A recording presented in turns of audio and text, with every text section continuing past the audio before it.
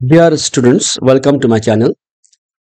আজকের আলোচনার বিষয় English honours Calcutta university semester 1 DSC 1 theory 75 marks অর্থাৎ সেমিস্টার 1 এ যারা ইংলিশ অনার্সে রয়েছে তারা আমাদের ডিএসসি পেপারে মোট 75 মার্কস রয়েছে।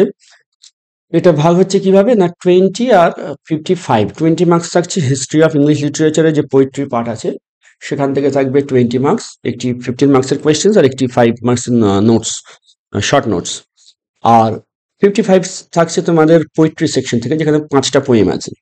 তো সেই 5টি পোয়েমের মধ্যে আজ আমার আলোচনার বিষয় একটি poem, the sun rising by John ডানের লেখা দ্য সান রাইজিং। আজ আমি এই পোয়েমটা আলোচনা করব, এক্সপ্লেন করব, ইংলিশ এবং বাংলা, সহজ সরল বাংলায় এক্সপ্লেন করব। এই পোয়েম এক্সপ্লেন করার আগে দেখে নিই যেটা কি ধরনের কবিতা। এটা হচ্ছে মেটাফিজিক্যাল পোয়েম। তো মেটা কথাটার অর্থ বিয়ন্ড, আর ফিজিক্যাল মানে আমাদের যে জগৎ,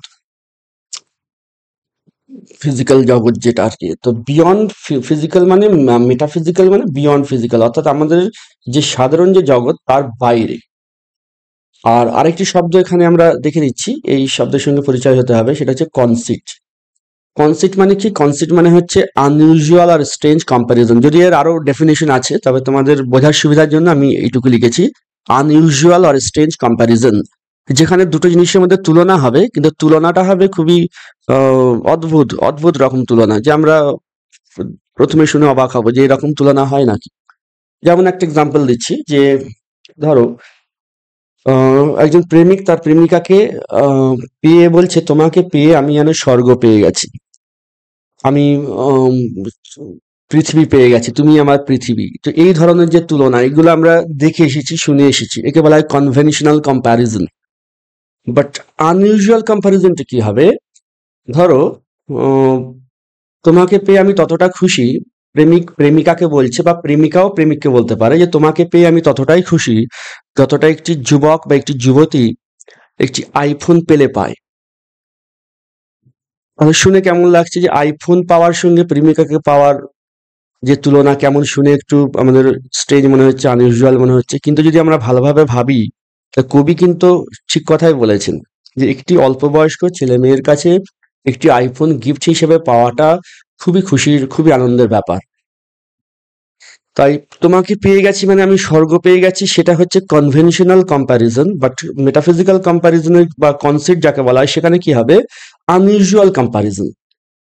আইফোন পাওয়ার সঙ্গে প্রেমিকাকে পাওয়া শুনে কেমন লাগছে, বাট ভালো করে ভেবে দেখলে পোয়েট ঠিকই বলছেন যে তাদের আনন্দের সীমাটা, আনন্দের উচ্ছ্বাসটা অনেকটা একই ধরনের। এই ধরনের কম্পারিজনকে বলা হয় কনসিট। আর মেটাফিজিক্যাল পোয়েমে এই কনসিট অবশ্যই থাকে, এটা একটা বৈশিষ্ট্য। তাহলে দেখে নেব যে মেটাফিজিক্যাল পোয়েমের আর কি কি বৈশিষ্ট্য। কনসিট যেটা আমি আলোচনা করলাম, এরপর নাম্বার 2 রয়েছে ইন্টালেকচুয়াল অ্যান্ড ফিলোসফিক্যাল থিম। এর বিষয়বস্তুটা হয় বুদ্ধিগত, দার্শনিক, অর্থাৎ দার্শনিক কথাবার্তা এখানে আছে, বুদ্ধিদীপ্ত কথাবার্তা এখানে থাকবে, এই হচ্ছে তার বিষয়বস্তু হবে। নাম্বার 3 তে রয়েছে প্যারাডক্সেস আর আইরনি। প্যারাডক্সেস মানে আত্মবিরোধী কথাবার্তা, দুটো তিনটে কথা ওয়ার্ড এমন পাশাপাশি থাকবে যেন মনে হবে এটা কি করে হতে পারে, এটা তো অসম্ভব, কিন্তু ভালো করে বুঝে দেখলে মনে হবে হ্যাঁ এটা হতেই পারে। একে বলা হয় প্যারাডক্স। আইরনিও থাকে। উইট অ্যান্ড ওয়ার্ড প্লে, বুদ্ধিদীপ্ত কথাবার্তা থাকে, উইট বলা হয়। আর ওয়ার্ড প্লে মানে শব্দ নিয়ে খেলা করা হয়, অর্থাৎ একটি শব্দকে বিভিন্ন অর্থে ব্যবহার করা হয়। Abrupt opening or dramatic speech, হঠাৎ করে শুরু হয় কবিতা, কোনো ব্যাকগ্রাউন্ড ছাড়াই, কবি কোনো ব্যাকগ্রাউন্ড না দিয়ে হঠাৎ করে তার কথা শুরু করতে পারেন। কলোকুয়াল ল্যাঙ্গুয়েজ, কলোকুয়াল মানে হচ্ছে বাড়িতে বলা যে ভাষা, ঘরোয়া কথাবার্তা। এই পোয়েমগুলোর ভাষা সুন্দর সুন্দর শব্দ ব্যবহার করে যে সবসময় হবে তা নয়, সাধারণ কথাবার্তা, সাধারণ শব্দ ব্যবহার করেই হয়ে থাকে, যাতে সহজে মানুষ বুঝতে পারে। রিলিজিয়াস অ্যান্ড স্পিরিচুয়াল ইমেজরি, ইমেজরি মানে হচ্ছে শব্দ দিয়ে তৈরি করা ছবি। যখন কোনো পোয়েট শব্দ ব্যবহার করে এমন এমন শব্দ ব্যবহার করেন যেগুলো পড়ার পর আমাদের মনের চোখে কোনো ছবি ভেসে ওঠে, একে বলে ইমেজরি। এই রিলিজিয়াস অ্যান্ড স্পিরিচুয়াল ইমেজরি, এখানে ধার্মিক কথাবার্তা, ধার্মিক ঘটনার উল্লেখ থাকবে। রিদম অ্যান্ড মিটার, সাধারণ কবিতায় রিদম মিটার অর্থাৎ ছন্দ, লাইনের মাপ, কবিতার লাইন কতটা ফুট হতে পারে, কতটা মিটার কেমন হবে, ছন্দ কেমন থাকবে, এই যে সাধারণ যে নিয়মগুলো আছে, কনভেনশনাল যে রুলস আছে, সেই রুলস গুলো এই মেটাফিজিক্যাল পোয়েটরা ভেঙে দেন। ওনারা নিজের মতো করে লেখেন, এমন ভাবে লেখেন যেন মনে হবে যে সাধারণ কথাবার্তা চলছে। ওনারা রিদম মিটার এগুলোকে অতটা গুরুত্ব দেন না। থাকতেও পারে রিদম মিটার, নাও থাকতে পারে। আচ্ছা, এবার দেখে নেব যে কি poets associated with metaphysical poetry include, অর্থাৎ কোন কোন পোয়েটরা মেটাফিজিক্যাল পোয়েম বললে কোন কোন পোয়েটদের কথা আমাদের মনে পড়বে। কারা কারা মেটাফিজিক্যাল কবিতা লিখতেন? জন ডান লিখতেন, Andrew Marvell, George Herbert, Henry Vaughan. এনাদের মধ্যে সবচাইতে উল্লেখযোগ্য, যিনি শুরু করেছিলেন বলা যেতে পারে, who can be called the pioneers of metaphysical poem, is John Donne. এনাকে বলা হয় ইনি পায়োনিয়ার, ইনি শুরু করেছিলেন। তো আজকের আলোচনার বিষয় দ্য সানরাইজিং বাই জন ডান। জন ডানের লেখা কবিতা সানরাইজিং, যেটা আমাদের সিলেবাসে রয়েছে। Busy old fool, unruly sun, why dost thou thus through windows and through curtains call on us? সূর্যকে বলছেন বিজি ওল্ড ফুল, বিজি ব্যস্ত, ওল্ড ফুল। সূর্যকে ওল্ড বলছে কারণ সূর্য অনেক বয়স হয়ে গেছে, দীর্ঘদিন যে থেকে পৃথিবীর সৃষ্টি সে থেকে সূর্য রয়েছে, আলো দিচ্ছে, তো সূর্যের বয়স অনেক, তাই ওল্ড ওল্ড। ফুল কেন বলছে? কারণ ফুলের মতো কোনো কাজ করেছে, বোকার মতো কোনো কাজ করেছে। কি করেছে না, আনরুলি সান। রুলি মানে যারা নিয়ম মেনে চলে, আনরুলি মানে যারা নিয়মের বাইরে চলে যায়। Why dost thou thus? Why dost মানে does, দাও মানে you. Why dost thou thus? কেন তুমি, does মানে does, why does thou মানে ইউ, does এরকম কেন, তুমি এরকম কেন? বুড়ো ভাম সূর্য, আন্দ্রুলি সূর্য, তুমি এরকম কেন? এরকম through Windows and through curtains call on আস। জানালার মধ্যে দিয়ে, পর্দার আড়াল থেকে তুমি আমাদের কাছে আসছো। কল অন মানে হচ্ছে এসে দেখা করা, কল অন আস। তাই সূর্যকে বলছে, সূর্য আসছে মানে সূর্যের রশ্মি আসছে। তাহলে সূর্যকে হঠাৎ করে এরকম বলছেন কেন? তার কারণ হচ্ছে যে প্রেমিক অ্যান্ড প্রেমিকা, কবি এবং তার প্রেমিকা সকালে ঘুমাচ্ছেন, বা সকালে ঘুম ভেঙে গেছে, তারা বেডে কিছুক্ষণ নিজেদের মধ্যে সময় মানে প্রাইভেট সময় কাটাচ্ছেন। তো এইরকম সময়ে after passing a night with his lady love, the poet is having some good time with his lady love, and the lady love is also having some good time, but this good time is being disturbed. They are being interrupted due to the intrusion of sun rays. Sun rays এর intrusion হচ্ছে, intrusion মানে হচ্ছে বিনা অনুমতিতে প্রবেশ করা। তো দেখো ছবিতেও তোমরা বুঝতে পারছো যে সূর্যের রশ্মি এসে পড়ছে, প্রেমিক প্রেমিকা যে যুগল, তাদের প্রাইভেট সময়, তাদের একে অপরের সঙ্গে কিছুটা সময় কাটাচ্ছে, সেই সময়ে সকালবেলা তাদের ডিস্টার্ব করছে, তাদের ঘুমটাকে নষ্ট করছে, বা তাদের প্রাইভেসিটাকে নষ্ট করছে। তো এই জন্য কবি বলছেন যে ওয়াই ডাস্ট দাও, তাহলে বিজি ওল্ড ফুল, বুড়ো ভাম সূর্য, আন্দ্রুলি সান, তুমি হচ্ছে নিয়ম মানার বাইরে, ওয়াই ডাস্ট দাও দাস, তুমি এইরকম কেন? Through Windows and through curtains call on আস, জানালার দিয়ে, পর্দার আড়াল থেকে আমাদের এখানে এসে উপস্থিত হচ্ছ বা এসে বিরক্ত করছো। মাস্ট টু দাই মোশন লাভার্স সিজনস রান, দাই মোশন, দাই মানে ইয়োর, দাই মানে হচ্ছে ইয়োর, মাস্ট টু দাই মোশন, মোশন মানে গতি, গতিপথ। তো তোমার যে গতিপথ, তোমার যে অরবিট, তোমার যে ঘূর্ণনের নিয়ম, তুমি পৃথিবীর এক একটা দেশকে এক এক সময় আলো দিচ্ছ, তো তুমি এসে গেছো বলে তোমাদের মতো আমাদের লাভারদেরকে চলতে হবে। লাভার সিজন মানে লাভারদের সিজন, আমাদের টাইম। রান মানে ছুটবে, অর্থাৎ তোমার সময়ের সঙ্গে কি আমাদের সময় মিলিয়ে চলতে হবে? তুমি তোমার মতো চলো, আমাদের কেন ডিস্টার্ব করছো? মাস্ট টু দাই মোশন লাভার সিজন রান, কোয়েশ্চেন মার্কস আছে, অর্থাৎ তোমার সময় মতো কি আমাদের চলতে হবে নাকি? সসি পেডান্টিক রেচ, সূর্যকে বলছে সসি। এই সসি কথাটার অর্থ হচ্ছে বসি, অ্যারোগেন্ট, ইম্পুডেন্ট। ইম্পুডেন্ট মানে ভদ্রতার অভাব, বা অ্যারোগেন্ট মানে কিছুটা অহংকারী, বসই মানে কিছুটা বস ভাব দেখানো, অর্থাৎ কিছুটা জোর খাটানো। তো সান জোর করে এসছে, কিছু না বলে চলে এসছে এবং তাদের ডিস্টার্ব করছে, এই জন্য বলছে যে সসি পেডান্টিক রেচ। পেডান্টিক মানে স্কলারলি, হিয়ার স্টোই, পেডান্টিক কথাটা মানে হচ্ছে জ্ঞানী, এখানে সানকে জ্ঞানী না বলে বলেছে সই, অর্থাৎ যেসব মানুষরা তাদের জ্ঞানের বহর দেখায়, কি কতটা জ্ঞানী সেটা দেখায়, তাদের পেডান্টিক বলা হয়। পেডান্টিক মানে সাধারণত জ্ঞানী, কিন্তু অনেকে বলে না বেশি পণ্ডিত, খুব পণ্ডিত হয়ে গেছো, তো এই যখন কাউকে নেগেটিভ অর্থে পণ্ডিত বলা হয় তখন পেডান্টিক শব্দটা ব্যবহার করা। যদিও পেডান্টিক শব্দের আসল অর্থ হচ্ছে প্রপার পণ্ডিত, কিন্তু ব্যঙ্গ করে ঠাট্টা করেও মানুষকে বলা হয় পণ্ডিত, পেডান্টিক। এখানে কিন্তু এই কবিতা এর অর্থ হচ্ছে সই, যে নিজের পাণ্ডিত্য দেখায়। তো সূর্য সমস্ত পৃথিবীকে আলো দেয়, তো সূর্যের মধ্যে একটা বসি ভাব আছে এবং একটা পণ্ডিত্য ভাব আছে। রেচ, রেচ মানে হচ্ছে আনফরচুনেট, অভাগা। গো, এই অভাগা সূর্য পেডান্টিক অর্থাৎ সই, বেশি পাণ্ডিত্য দেখাও। বসি, এরকম সূর্য তুমি। গো, যাও যাও। চাইড, চাইড মানে হচ্ছে ভৎসনা করা, বকাবকি করা। যাও বকাবকি করো। কাদের বকাবকি করবে, কাদের তুলবে, কাদের জাগাবে? লেট স্কুল বয়েস, যেসব স্কুলে যাওয়ার বাচ্চারা স্কুল যাওয়া যেতে গিয়ে লেট হয়ে যাচ্ছে, যারা ঘুম থেকে উঠতে দেরি করছে, তাদের গিয়ে জাগাও। অ্যান্ড সাওয়ার প্রেন্টিসেস, সাওয়ার মানে হচ্ছে টক, আর প্রেন্টিসেস কাদের বলা হয়? প্রেন্টিসেস মানে হচ্ছে প্রেন্টিস, এর শর্ট ফর্ম হচ্ছে প্রেন্টিসেস। প্রেন্টিস যারা হচ্ছে ট্রেনি বা ইন্টার্ন, যারা হাসপাতালে বা বিএড কলেজগুলোতে টিচাররা ইন্টার্ন করছে, আর তারা হুবু টিচার, হুবু ডাক্তার, যারা ডাক্তারি ট্রেনিং নিচ্ছে সঙ্গে ডাক্তারি করছে, সেরকম প্রেন্টিস মানে তখনকার দিনে অনেকে এরকম অ্যাপ্রেন্টিস কাজ করতেন, অর্থাৎ তারা চাকরি করতেন কিন্তু ওই রকম চাকরি, তারা ট্রেনিং এর মধ্যে আছে, তো তাদের সময় মতো যেতে হতো, তা না হলে বকুনি খেতে হতো। তাই বলছে যাও গিয়ে বকাবকি করো, চাইট করো। কাদের চাইট করবে? লেট স্কুল বয়েজ, যেসব স্কুলের বাচ্চারা লেট হয়ে যাচ্ছে।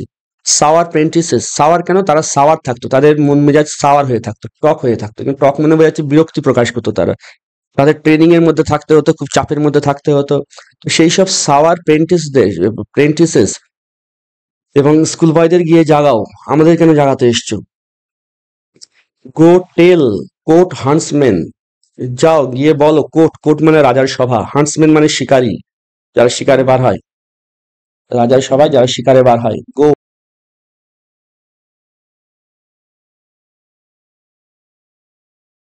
টেল court huntsman that the king will ride, যাও গিয়ে। কোর্ট মানে হচ্ছে রাজসভা, আর হান্টসম্যান মানে হচ্ছে শিকারী, অর্থাৎ রাজসভার শিকারী। রাজসভার শিকারী মানে হচ্ছে কি, এরকম বোঝাচ্ছে that the king will ride, অর্থাৎ কিং বা রাজা কি করবেন? উইল রাইড, রাইড মানে গাড়ি করে যাবেন। কোথায় যাবেন? শিকার করতে যাবেন, এবং তার সঙ্গে তাকে হেল্প করতে যাবেন কোর্ট থেকে হান্টসম্যানরা, অর্থাৎ তাকে শিকারে হেল্প করার জন্য আরো সব শিকারীরা সঙ্গে যাবেন। তাই যারা রাজার সঙ্গে শিকারে যাবে, তারা রাজার ঘুম থেকে ওঠার আগে তারা নিজেরা ঘুম থেকে উঠে শিকারের যাওয়ার গাড়ি টাড়ি সব সাজসজ্জা রেডি করে রাজাকে তারা অ্যাসিস্ট করবে, হেল্প করবে। তাই তাদের অনেক আগে উঠে পড়তে হবে। তাদের গিয়ে জাগাও, তাদের গিয়ে বলো যে রাজা মশাই আজ শিকারে বার হবেন। Call country ants and to harvest offices, আর এই কান্ট্রি কল মানে ডাকো, কাদের ডাকবে? কান্ট্রি অ্যান্ডস, অ্যান্ডস মানে আমরা জানি পিঁপড়ে, এখানে পিঁপড়ে নয়, এখানে অ্যান্টস মানে হচ্ছে ফার্মার। কান্ট্রি অ্যান্টস মানে কি বোঝাচ্ছে? ফার্মার। তাহলে চাষিরা, চাষিদেরকে গিয়ে জাগাও, বলো। হারভেস্ট অফিসেস, হারভেস্ট মানে ফসল কাটতে হবে, অফিসেস মানে কাজ, ফসল কাটার কাজ করতে হবে তাদের। তাহলে এখানে পোয়েট প্রথম থেকে যদি আমরা একবার রিভাইজ দিই, তাহলে কি দেখতে পাচ্ছি যে পোয়েট বলছেন যে বিজি ওভার ফুল আনরুলি সান, পুরো ভাম সূর্য, নিয়ম কানুন মানো না। হোয়াই ডাস দাও দাস, তুমি এরকম কেন? Through Windows and through curtains call on আস, জানালা দিয়ে পর্দার আড়াল থেকে আমাদের এখানে এসে উপস্থিত হচ্ছ। মাস্ট টু দাই motion the lovers season run, তোমার গতির পথকে মিলিয়ে তোমার সময় মতো কি আমাদের প্রেমিক প্রেমিকাদের সময় চলবে? আমরা কি তোমার কথা মতো চলবো? সসি পেডান্টিক রেচ গো, চাই গো। সসি পেডান্টিক রেচ, অভাগা লোক, এখানে লোক বলছে, অর্থাৎ রেচ মানে অভাগা, পণ্ডিত, পণ্ডিত লোক তুমি। গো, যাও যাও। চাইল্ড, বকুনি দাও। কাদের বকুনি দেবে? লেট স্কুল বয়েজ, যেসব স্কুলের বাচ্চারা লেটে উঠছে। সাওয়ার অ্যাপ্রেন্টিসেস, যারা ট্রেনিং, যারা চাকরি টাকরিতে ট্রেনিং নিচ্ছে, যাদের তাড়াতাড়ি যাওয়ার প্রয়োজন, তাদের গিয়ে জাগাও। গো টেল কোর্টস হার্সম্যান, রাজসভার যারা শিকারী যারা রাজাকে হেল্প করে তাদের গিয়ে জাগাও আর বলো যে রাজা দ্য কিং উইল রাইড, আজকের রাজা শিকারে বার হবে। Call country ants to harvest offices, আর চাষিদের গিয়ে জাগাও, বলো তোমাদের কাজ করতে হবে, উঠে পড়ো, আমাদের এসে বিরক্ত করো না। তাহলে কি দেখা যাচ্ছে যে the poet is having some private time with his lady love, and he is being disturbed due to the arrival of sun rays in their room through the curtains and windows. He is not happy with the sun, so he is almost chiding, almost rebuking, almost scolding the sun. যে সানকে মানুষ সম্মান করে, যে সান মানে বিরাট ব্যাপার, সান সবকিছুর উৎস, আলো দেয়, এত কিছু একটা কনভেনশনাল যে আমাদের ধারণা যে সান হচ্ছে সবকিছুর উৎস, আলো দেয়, সম্মান করে, সূর্য দেবতা বলে, সেই সানকে বকাবকি করছে কে? জন ডান, পোয়েট। কেন? কারণ sun is interrupting their private time. Next line দেখো, love all alike, no season knows nor clime. Love সবসময় একই, সব জায়গায় লাভ একই থাকে। নো সিজন নোজ, লাভ কোনো সিজন জানে না, প্রেম কোনো সিজন বোঝে না, কোনটা কোন সিজন, কোন সিজনে প্রেম করতে হবে, কোন সিজনে করতে হবে না, কখন রাত, কখন দিন, কখন সকাল, এই যে সকালে উঠে পড়তে হবে, প্রেম এসব বোঝে না। নো ক্লাইম, ক্লাইম মানে ক্লাইমেট, আবহাওয়া, সময়, টাইম এসব বোঝে না। নর আওয়ার্স, প্রেমের কাছে ঘন্টার কোনো দাম নেই, ডেজ দিনের কোনো দাম নেই, মান্থসের কোনো দাম নেই। Which are the rags of time, এটা হচ্ছে শুধু টাইম, র্যাক্স মানে হচ্ছে ছেঁড়া কাপড়, অর্থাৎ এই দিন, ঘন্টা, দিন, মাস, এগুলো টাইমের টুকরো টুকরো অংশ। এই টাইমকে মেনে চলে না প্রেম, সময়কে মেনে চলে না, ঋতুকে মেনে চলে না, দিন, মাস এসবের কোনো গুরুত্ব নেই প্রেমিকদের বা প্রেমিকাদের কাছে। লাইটোটি, ইয়েলো বক্সের মধ্যে দেখো, এই লাইটোটি মানে কি? যখন কোনো জিনিসকে আমরা ক্রাই ডাউন করি, মানে অসম্মান করি, কোনো বিরাট বড় জিনিসকে যখন আমরা খাটো করে দিই, এটাকে ফিগার অফ স্পিচের ভাষায় বলা হয় লাইটোটি। যে সূর্যকে সবাই সূর্য মনে করে, সেই সূর্যকে এখানে নিন্দা করা হচ্ছে, তাকে খাটো করা হচ্ছে, এটাকে বলা লাইটোটি, এটা ফিগার অফ স্পিচ। নেক্সট কি রয়েছে?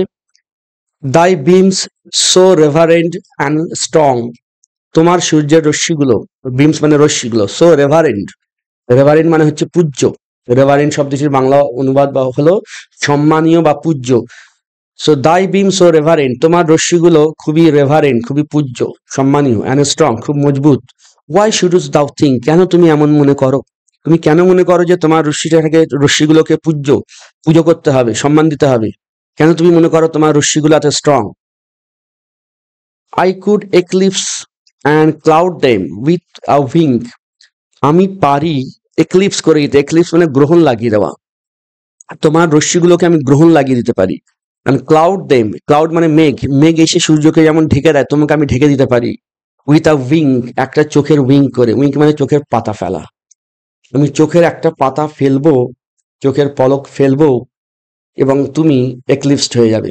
তাহলে দেখো এখানে কেমন কথা, কেমন এই যে মেটাফিজিক্যাল পোয়েট্রিতে যেটা বললাম, উইট থাকে, ইন্টালেকচুয়াল থাকে, কথাবার্তা থাকে, সায়েন্স থাকে, এখানে সায়েন্স রয়েছে যে আমি চোখের একটা পাতা ফেলবো, তুমি তোমার গ্রহণ লেগে যাবে। তো সত্যি সূর্যকে গ্রহণ করে কি? চাঁদ তার সামনে এসে দাঁড়িয়ে যায়, সূর্যের সামনে মেঘ এসে গেলে সূর্যকে আমরা দেখতে পাই না। আবার এত কিছু না করে পোয়েট যদি তার চোখের পাতাটা বন্ধ করে নেয়, তাহলেও সূর্যকে দেখা যাবে না, তাহলে সূর্য হয়ে যাবে এক্লিপসড। তাই সূর্যকে উনি ধমকি দিচ্ছেন, I could eclipse and cloud them with a wink, but that I would not lose her sight so long. তারপরে এই লাইনটা দেখো, খুব ইম্পর্টেন্ট, খুবই বোঝার মতো একটা লাইন দেখো, but that I would not, কিন্তু ওটা আমি করব না। I will not wink my eyes, আমি আমার চোখের পাতা ফেলবো না। কেন ফেলবো না? Not lose her sight so long, কারণ যতক্ষণ আমি চোখের পাতা ফেলে রাখবো, বন্ধ করে রাখবো তোমাকে এক্লিপস করতে গিয়ে, ততক্ষণ আমি আমার প্রেমিকাকে দেখতে পাবো না, আর সেই জন্য আমি এটা করবো না। If I try to eclipse you by closing my eyes, I will not be able to see my lover, and I don't want to lose any moment to see my lover. That's why I won't eclipse you. If her eyes have not blinded thine, যদি তার চোখ তোমাকে blinded না করে দেয়, অন্ধকার না করে দেয়, এখানে উল্টো ঘটনা ঘটছে। সূর্যের প্রখর রশ্মি মানুষের চোখকে অন্ধকার করে দেয়, মানে অন্ধ বানিয়ে দেয়। সূর্য গ্রহণের সময় তাকালে চোখ অ্যাফেক্টেড হয়, এটা আমরা জানি। বাট এখানে কবি কি বলছেন, টেবিলটাকে উল্টে দিয়েছেন। এখানে উনি অন্য কথা বলছেন, বলছেন ইফ হার আইস, যদি তার চোখগুলো নট ব্লাইন্ডেড দাইন, তোমাকে বা তোমার চোখগুলোকে অন্ধ না বানিয়ে থাকে। তার মানে কবির প্রেমিকার চোখ এত উজ্জ্বল যে তার সেই চোখের ক্ষমতা আছে সূর্যকেই ব্লাইন্ড করে দেওয়ার। লুক, দেখো, অ্যান্ড টুমরো লেট, কাল কিন্তু লেট করে আসবে, এত তাড়াতাড়ি আসবে না। টেল মি, আর এসে আমাকে বলবে, whether both the Indias of spice and mine be where thou leftest them, এসে বলবে যে both India's of spice and mine, India's of spice, মশলার ইন্ডিয়া, তার মানে আমাদের এই ইন্ডিয়া, ভারতবর্ষ। আর মাইন মানে হচ্ছে খনির ইন্ডিয়া। তাহলে ইন্ডিয়া, মাইন মানে হচ্ছে ওয়েস্ট ইন্ডিজ, এই দেশে খনি আছে অনেক, আর ইন্ডিয়াতে আছে মশলা। আর এই দুটো দেশ একে অপর থেকে অনেক দূরে আছে। তাই বলছে কাল লেট করে এসো, আর এসে আমাকে বলবে ওয়েদার, হ্যাঁ কি না, ওয়েদার মানে হ্যাঁ কি না, weather both the India's of spice and mine, দুটো ইন্ডিয়া, যেটা ভারত এবং যেটা ওয়েস্ট ইন্ডিজ, বি হোয়ার, সেখানে কি আছে, দাও লেফটেস্ট দেম, যেখানে তুমি রেখে এসেছিলে। এসে বলবে যে ইন্ডিয়াগুলো ইন্ডিয়াতেই আছে কিনা, ওয়েস্ট ইন্ডিজটা ওয়েস্ট ইন্ডিজে আছে কিনা। Or lie here with me, নাকি তারা আমার এখানে চলে এসছে, আমার এই বেডে চলে এসছে, আমি এবং আমার প্রেমিকা যে বেডে রয়েছে এই বেডে, এখানেই তারা চলে এসছে।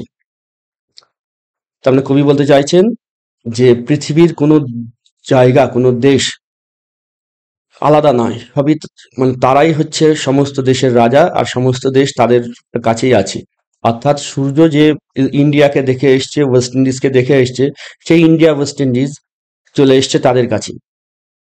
Ask for those kings whom thou sawest yesterday and thou shalt hear, হ্যাঁ বলো না সেই সব রাজাদের কথা যাদের তুমি গতকাল দেখেছিলে। তুমি গতকাল পৃথিবীকে প্রদক্ষিণ করতে করতে যেসব দেশে গেছো, যেসব রাজাকে দেখেছো, সেই সব রাজাদের কথা যাদের যদি তোমাকে জিজ্ঞেস করি তুমি দেখবে, and thou shalt hear, তুমি শুনবে তাদের কথা। all here in one bed lay, দেখবে সেই সমস্ত রাজারা এখানে এই বেডেতে শুয়ে আছে। তাহলে এই বেডেতে সমস্ত রাজারা, যেসব রাজাদের তুমি গতকাল দেখে এসেছো, রাজারা মানে বিভিন্ন দেশের যারা প্রধান, তারা সব এখানে আমার এই বেডে। তারা আমার বেডে নয়, আসলে আমি হচ্ছি রাজাদের রাজা। তো আমি এই বেডে আছি মানে তারা সবাই এখানে আছে, অর্থাৎ আমার তাদের থাকা আর আমার থাকা একই ব্যাপার। আস্ক ফর দোজ কিংস হুম দাও সস্ট ইয়েস্টারডে, সেই সব রাজাদের কথা যাদের তুমি গতকাল দেখেছো, অ্যান্ড দাও shall here, all here in one bed, তুমি তাদের শুনতে পাবে, তাদের কথা জানতে পারবে, তাদের তুমি এখানে আওয়াজ পাবে। কাদের?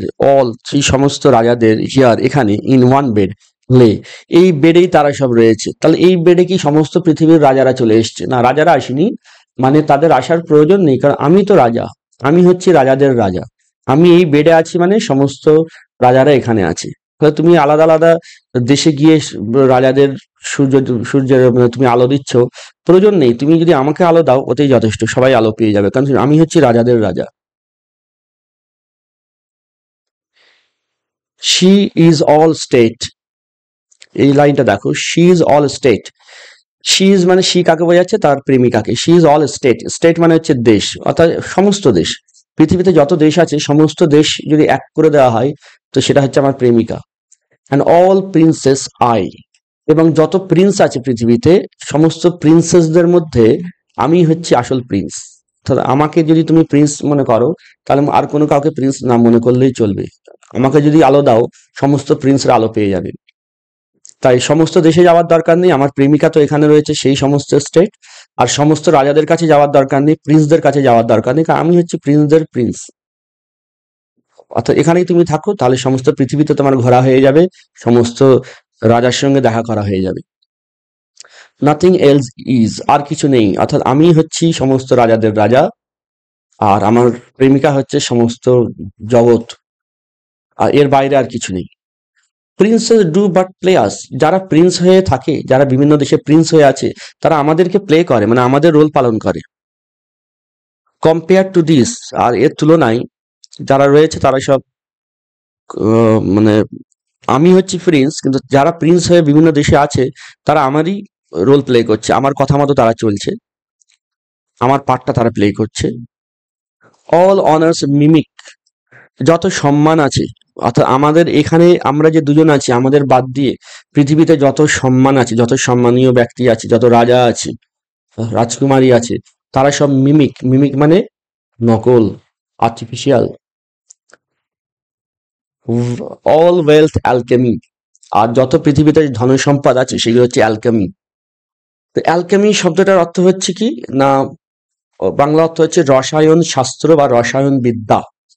অ্যালকেমি কাউন্টারফিট, অ্যালকেমি কথাটার অর্থ হচ্ছে কাউন্টারফিট, নকল, কোন জিনিসকে নকল করা, আর্টিফিশিয়াল। তো যত পৃথিবীতে ধন সম্পদ আছে, সোনা দানা, ওগুলো আসল সোনা দানা নয়, ওগুলো অ্যালকেমি। মানে অ্যালকেমিস্ট বলে এক ধরনের রসায়ন শাস্ত্রবিদ ছিলেন মধ্যযুগে। তারা বিজ্ঞানের সাহায্যে, রসায়ন যে বিদ্যা তার সাহায্যে, এবং কিছুটা ব্ল্যাক ম্যাজিক বা ম্যাজিক, ম্যাজিক এবং বিজ্ঞান দুটো মিলিয়ে তারা কি করতো, অনেক রকমের পরীক্ষা নিরীক্ষা করতো। ফলে তারা অনেক সময় লোহাকে সোনা বানিয়ে দিত। হুম, তার মানে পৃথিবীতে যত সোনা দানা আছে এগুলোকে মনে করানো অ্যালকেমি। যেমন এখন আমরা বলি ইমিটেশন, সোনার মতো দেখতে কোনো গহনা কেউ পরলে আমরা চট করে বলতে পারি না যে ওটা সোনা পরে আছে, কারণ এখন নানা রকমের ইমিটেশন বেরিয়েছে। আমার গহনাটা গহনা, কি সবার গুলো ইমিটেশন, এরকম একটা ওনার বলার উদ্দেশ্য যে যত পৃথিবীতে সম্পদ আছে সেগুলো সব অ্যালকেমিদের তৈরি, তো নকল, আমারটাই হচ্ছে আসল। এরপরের লাইন, দাও সান, দাও তুমি, সান সূর্য, আট half as happy as we, তুমি অর্ধেক খুশি যতটা আমরা, আমরা দুজন যতটা হ্যাপি, তুমি হচ্ছে তার অর্ধেক হ্যাপি। অর্থাৎ তুমি, তোমার খুশি, তোমার আনন্দ আমাদের থেকে অনেক কম, প্রায় আমাদের অর্ধেক। In that the world is contracted thus, আর সমস্ত পৃথিবীটা এখানেই কন্ট্রাক্টেড হয়ে আছে, অর্থাৎ পৃথিবীর সারসংক্ষেপ রূপ হচ্ছে আমাদের এই রুমটা আর এই বেডটা। Thine age ask is, thine মানে ইয়োর, তোমার, তোমার বয়স বলছে এবার ইজ করতে হবে, আরাম করতে হবে, তোমার অনেক বয়স হয়েছে, তোমার এবারে বিশ্রামের দরকার, you need rest. And since thy duties be, যেহেতু তোমার ডিউটি হচ্ছে be to warm the world, পৃথিবীকে উষ্ণ করা, that is done in warming us, সেটা হয়ে যাবে যদি তুমি আমাদেরকে উষ্ণ করো, আমাদের এই বেডটাকে উষ্ণ করো, আমাদের উষ্ণতা দাও, তাহলে তোমাকে আর পৃথিবীতে ঘুরে ঘুরে বেড়াতে হবে না সমস্ত দেশকে উষ্ণ করার জন্য, কারণ আমাদের এই রুমটা, আমাদের এই বেডটা, এটাই তো পৃথিবী। আর যত রাজা আছে রাজাদের প্রয়োজন নেই, আমিই তো রাজা, আমি সবার রাজার রাজা। শাইন হিয়ার টু আস, আমাদের এখানে কিরণ দাও, অ্যান্ড দাও আর্ট এভরিওয়্যার, তাহলে দেখবে তুমি সব জায়গায় পৌঁছে গেছো, তোমাকে ফিজিক্যালি যেতে হবে না, আমাদের এখানে কিরণ দাও, এখানে কিরণ দিলে সমস্ত পৃথিবীতে কিরণ দেওয়া হয়ে যাবে। দিস বেড দাই সেন্টার ইজ, আমাদের যে এই বেড এটা হচ্ছে তোমার সেন্টার, তোমার কেন্দ্র, এখানে কিরণ দাও, এটাই তোমার কেন্দ্র হবে। দিস ওয়ালস, আর এই যে দেয়ালগুলো, এই যে আমাদের রুমের দেয়ালগুলো, দাই স্পেয়ার, এগুলো হচ্ছে তোমার কাছে স্পেয়ার, স্পেয়ার হেমিস্ফিয়ার বলা হয়, গোলার্ধ, উত্তর গোলার্ধ, দক্ষিণ গোলার্ধ, পূর্ব গোলার্ধ, পশ্চিম গোলার্ধ, তোমাকে বিভিন্ন গোলার্ধে ছুটতে হবে না, এই দেয়ালগুলোকেই দেখো না, এক একটা দেয়ালের দিকে চলে যাও, এক একটা গোলার্ধে চলে যাওয়া হবে। আমাদের বেডটা থেকে বেডে কিরণ দাও, সমস্ত পৃথিবীকে কিরণ দেওয়া হয়ে যাবে, তোমাকে আর এত ঘুরে বেড়াতে হবে না। তাহলে এখানে পোয়েট বলতে চাইছেন যে উনি রাজাদের রাজা, উনি হচ্ছে আসল সম্মানীয়, বাকিরা নকল। ওনার যে সম্পদ আছে সেটা আসল সম্পদ, বাকিগুলো অ্যালকেমিস্টদের তৈরি। ওনার প্রেমিকা হচ্ছে পৃথিবীর সমস্ত দেশটাই, মানে সমস্ত জগৎ, তাই সূর্যকে কোথাও যেতে হবে না, ওখানে কিরণ দিলেই যথেষ্ট। এই হচ্ছে মেটাফিজিক্যাল পোয়েম। এবারে এই পোয়েম থেকে কি কি ইম্পর্টেন্ট কোয়েশ্চেন্স তোমাদের পরীক্ষা থাকতে পারে, ইম্পর্টেন্ট কোয়েশ্চেন্স 15 মার্কস কি কি থাকতে পারে, দেখো আমি টোটাল দিয়েছি 5টা কোয়েশ্চেন্স। দেখো ফার্স্ট আছে, consider John Donne's the sunrising as a metaphysical poem. What is conceit, analyse Donne's use of conceits in the sunrising, এই দুটো প্রশ্নের উত্তর একই, মেটাফিজিক্যাল পোয়েম আলাদাভাবে বলতে পারে আর কনসিট কি বলতে পারে, কনসিট মেটাফিজিক্যাল কবিতারই একটি অংশ, ফলে দুটো প্রশ্নের উত্তর কিন্তু একই হবে। Consider John Donne's the sunrising as a love poem, consider John Donne's the sunrising as a metaphysical love poem. যখন মেটাফিজিক্যাল লাভ পোয়েম আসছে সেখানে মেটাফিজিক্যাল পোয়েমের সমস্ত কথা বলতে হচ্ছে, প্লাস লাভ অংশটাকে একটু উল্লেখ করতে হচ্ছে। যখন শুধু লাভ পোয়েম আসছে সেখানেও মেটাফিজিক্যাল কথা থাকবে, লাভের কথাটা বেশি বলতে হবে। আর যখন অনলি মেটাফিজিক্যাল আসছে তখন শুধু মেটাফিজিক্যালটা বেশি করে বলতে হবে। তো গতবারে এসে গেছে লাভ পোয়েমটা, মানে অনলি লাভ পোয়েম, এই কোয়েশ্চেনের নাম্বার 2টা গতবারে এসে গেছে। এবারে চান্সেস আছে বেশি মেটাফিজিক্যাল পোয়েম এটা আসার, আবার মেটাফিজিক্যাল লাভ পোয়েম এরকমও থাকতে পারে। তবে 3টে কোয়েশ্চেনের আনসার কিন্তু একটাই, একটা নোটস পড়লে 3টে কোয়েশ্চেন্স হয়ে যাবে যেমনই আসুক না কেন।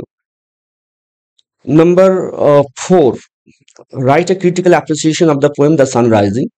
নাম্বার 5, টাইপিং এ 4 হয়ে গেছে, এটা আসলে হবে 5। নাম্বার 5, এখানে কি হচ্ছে, discuss the title of the poem the sun rising. তাহলে 3টে প্রশ্ন, 1, 2, 3-এর একটাই নোটস।